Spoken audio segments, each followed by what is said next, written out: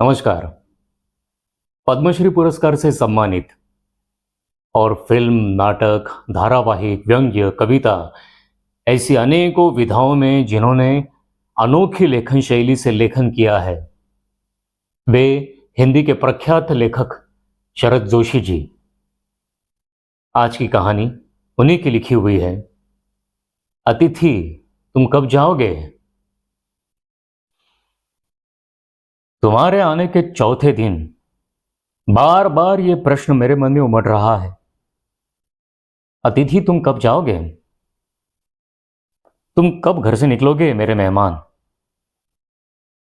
तुम जिस सोफे पर टांगे पसारे बैठे हो, उसके ठीक सामने एक कैलेंडर लगा है, जिसकी फड़फड़ाती तारीखें मैं तुम्हें रोज दिखाकर बदल रहा हूं।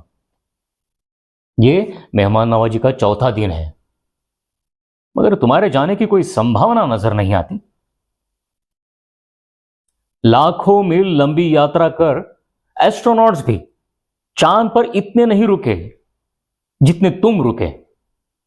उन्होंने भी चांद की इतनी मिट्टी नहीं खोदी जितनी तुम मेरी खोद चुके हो। क्या तुम्हें अपना घर याद नहीं आता? क्या तुम्हें अपनी मिट्टी नहीं पुकारती? जिस दिन तुम आए थे, कहीं अंदर ही अंदर मेरा बटुआ कांप उठा था।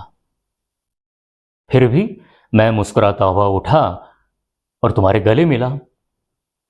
मेरी पत्नी ने तुम्हें सादर नमस्ते की।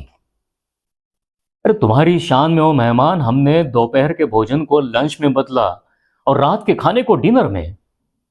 हमने तुम्हारे लिए सलाद कटवाया, रायता बनवाया और मिठाइयां मंगवाई, इस उम्मीद में कि दूसरे दिन शानदार मेहमान नवाजी की छाप लिए तुम रेल के डिब्बे में बैठ जाओगे।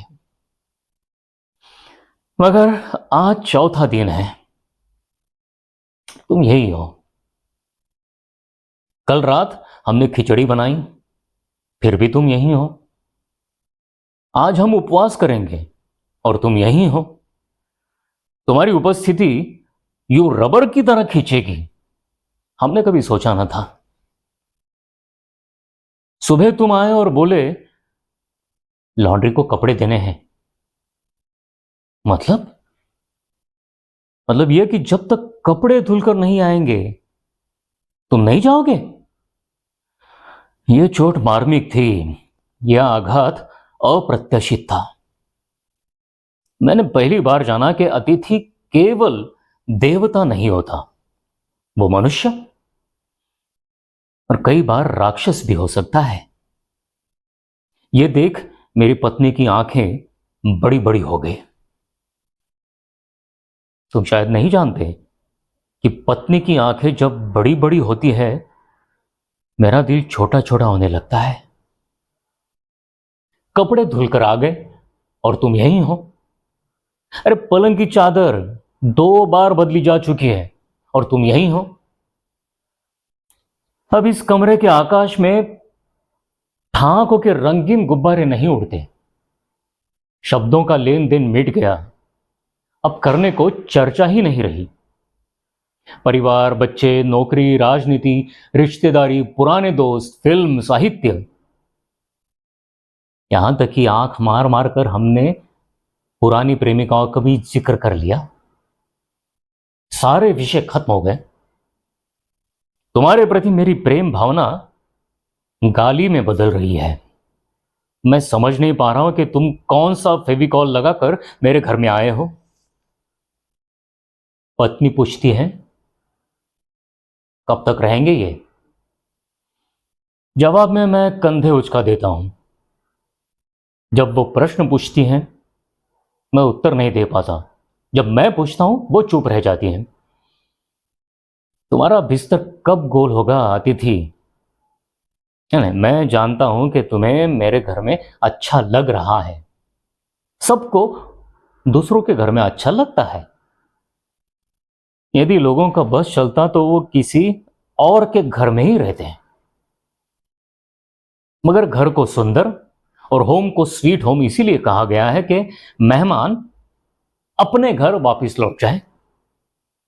मेरी रातों को अपने खर्राटों से गुंजाने के बाद अब चले जाओ मेरे दोस्त।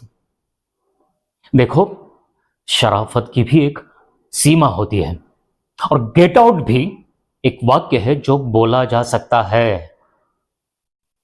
कल का सूरज तुम्हारे आगमन का चौथा सूरज होगा, और वो मेरी सहनशीलता की अंतिम सुबह होगी। उसके बाद मैं लड़खड़ा जाऊंगा। यह सच है कि अतिथि होने के नाते तुम देवता हो, मगर मैं भी आखिर मनुष्य हूं। एक मनुष्य ज्यादा दिनों देवता के साथ नहीं रह सकता।